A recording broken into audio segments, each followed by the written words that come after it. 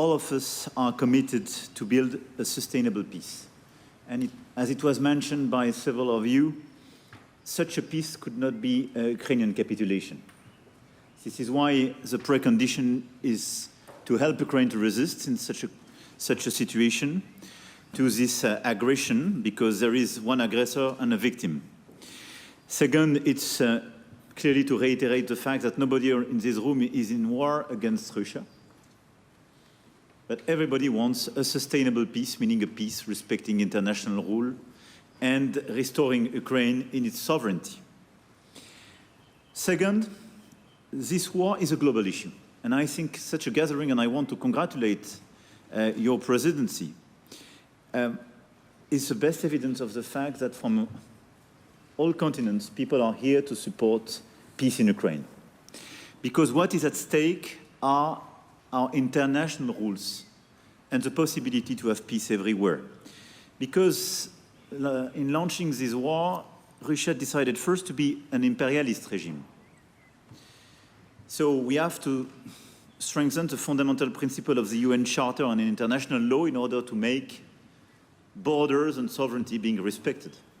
Second, Russia decided to be a revisionist power, because we have to avoid the resumption of war everywhere where a power wants to revise recent treaties and to justify an annexion or an aggression by what the world was in the 19th or 18th century.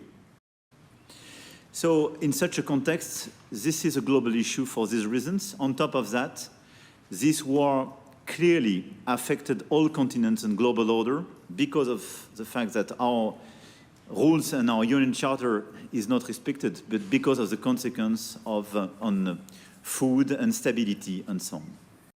My last point is on top of all this initiative, a lot of leaders mention follow-ups. We will have the resolution adopted by the United Nations General Assembly on the Olympic truce. We don't see this truce as an obligation vis-à-vis Ukraine, and I want to be clear here, and I was clear with President Zelensky. This is clearly a call for Russia to cease its war of aggression and its attacks on civilians and civilian facilities.